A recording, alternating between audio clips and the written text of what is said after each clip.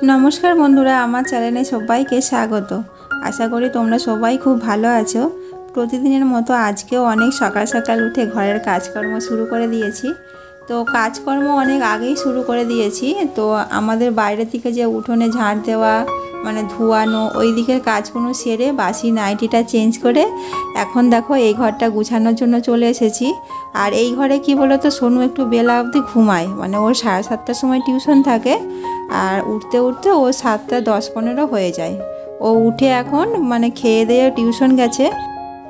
এই পুরানো ঘরের দিকে আমি বেশিরভাগ মানে একটু বেলা হলেই পরিষ্কার করতে আসি, কেননা এখনও মিস্ত্রি কাজ হচ্ছে।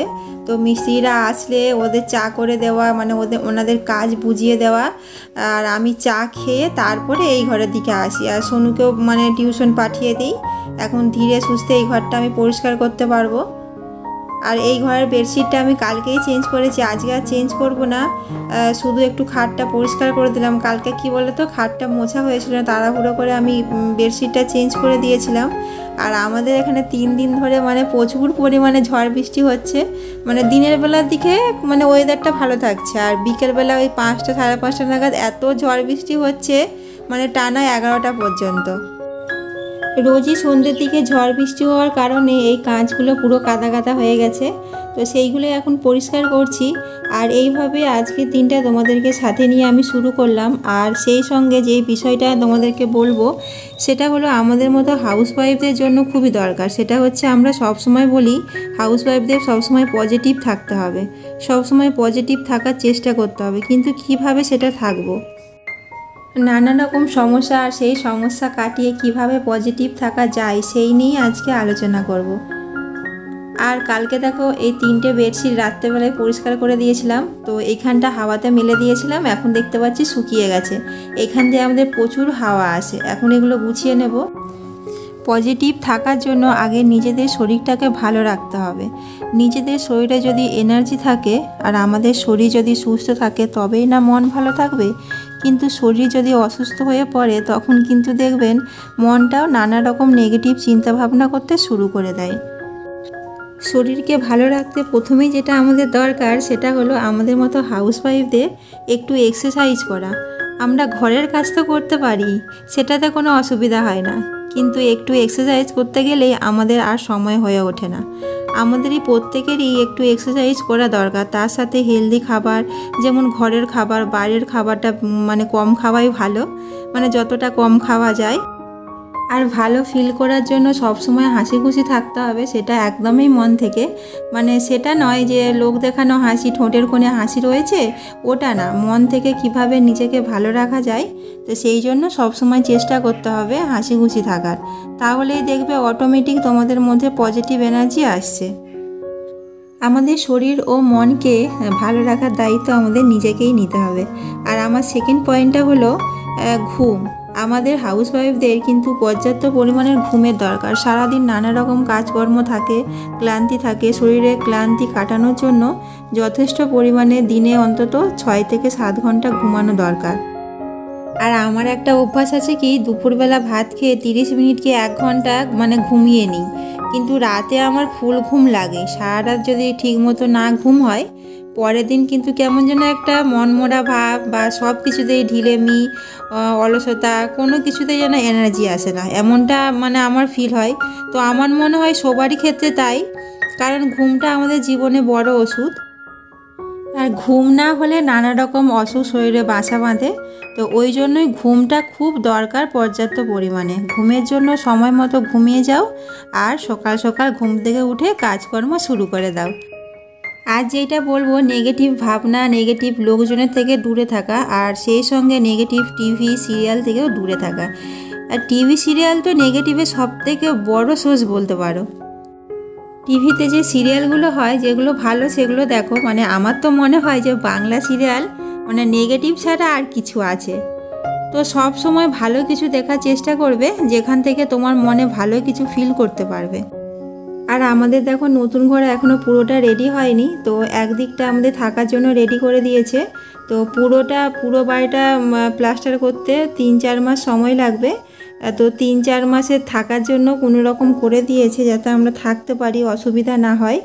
আর তোমাদের সাথে কথা বলতে বলতে আমার অনেকটাই কাজ হয়ে গেল। আর এখন দেখো বক্স জানলাগুলো ভালো করে জল দিয়ে ধুইয়ে দিলাম।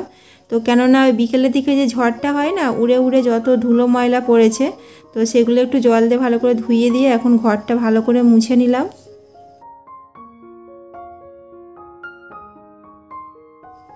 ঘরের সব কাজকর্ম সেরে এখন দেখো আমি রান্না বসিয়ে দিয়েছি। আজকে আমি উনানেই রান্না করছি। তো এখন আমি বেশিরভাগ উনানেই রান্না করি। তো আমাদের যে পুরানো ঘর ভাঙা হয়েছে না, তো অনেক কাঠকুটো বেরিয়েছে, তো সেই জন্য এখন বসে বসে উনানেই রান্না করছি। তো এইগুলোও তো শেষ করতে হবে। তো আজকে রান্না করছি হচ্ছে আলু দিয়ে মাছের ঝোল আর ঢ্যাঁড়সের তরকারি। আর হ্যাঁ, যেই কথা বলছিলাম, তো ওই একই রকমভাবে তোমাদের পারিপার্শ্বিক জগতের লোকজন, যে সমস্ত নেগেটিভ লোকজন, তাদের থেকে দূরে থাকো। যারা ভালো লোক, যারা তোমাকে সাপোর্ট করবে বা তোমার কাজকে প্রশংসিত করবে, সে সমস্ত মানুষের সাথে মেশো, দরকার হয় মেশো। আর সেই রকম মানুষ না থাকলে কোনো দরকার নেই, নিজেই সময় কাটাও, ভালো লাগার কাজগুলো ঘরে বসেই করো, দেখবে অনেকটাই ভালো থাকবে। আর 4 নম্বর পয়েন্ট যেটা হলো, সেটা হলো সাহায্য করো, নিঃস্বার্থভাবে সাহায্য করো, মানুষকে ভালোবাসো। ফ্যামিলি, ফ্রেন্ড বা তোমার প্রতিবেশী বা অপরিচিত হোক না কেন, তাদেরকে সাহায্য করার জন্য এগিয়ে আসো। কোনো মানুষই যদি বিপদে পড়ে তাহলে তাকে অবহেলা করে চলে যাবে না। রাস্তায় অনেক সময় দেখা যায় যে কেউ বিপদে পড়েছে, মুখ ফিরিয়ে চলে যাচ্ছে, তো সেটা মোটেও শোভনীয় নয়।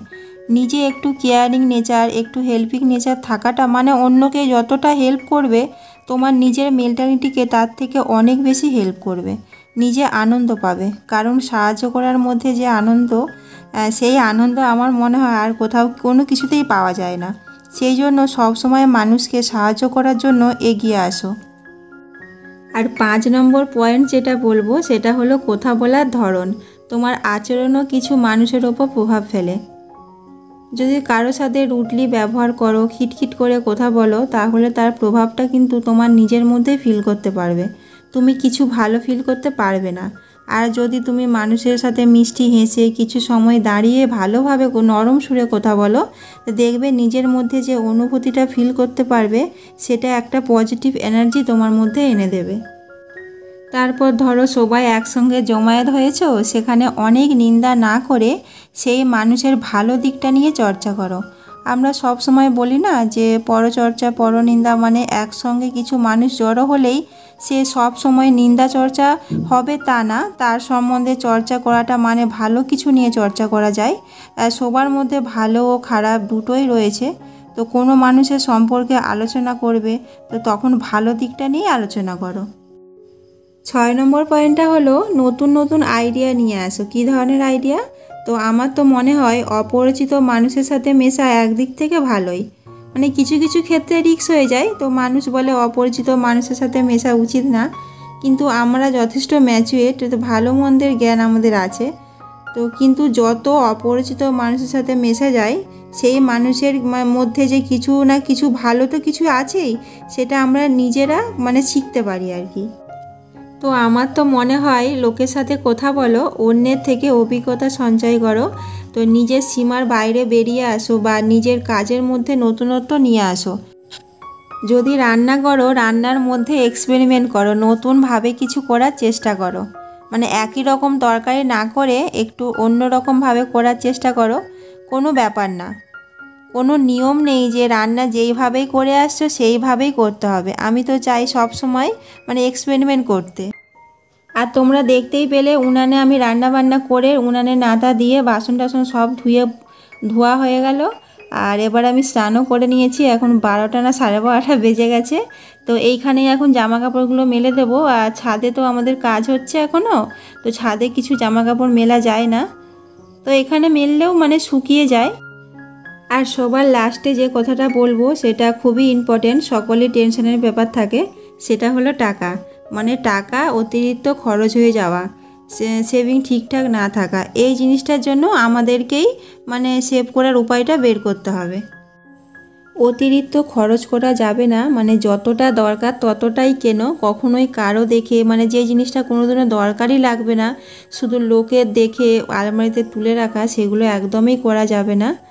তো আমাদের একটু টাকাটা সেভ করার চেষ্টা করতে হবে। এখন দেখো আমি ভাত খেতে বসে গেছি, আর আমার বড় যা হচ্ছে কাঁকড়ার টক দিয়ে গেছে আর নোটে শাকের তরকারি দিয়ে গেছে। আর আমি তো মাছের তরকারি আর ভেন্ডি তরকারি রান্নাই করেছি। আর কোনো কিছু কেনার আগে বা খরচ করার আগে 10 বার ভাববে, তারপরে কেনাকাটা করবে। আজকের ভিডিওটা এই পর্যন্তই।